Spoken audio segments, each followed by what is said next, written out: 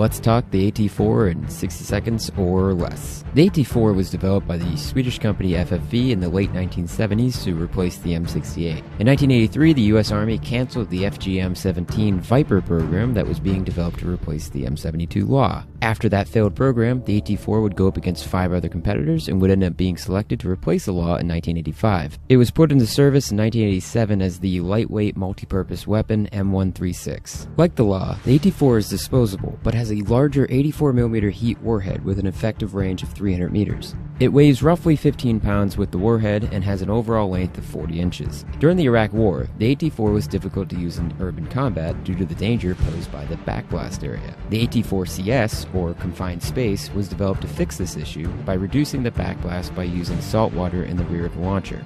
During the war in Afghanistan, the AT4 would ironically be sidelined by the Law, which it was designed to replace. That's all, thanks for watching.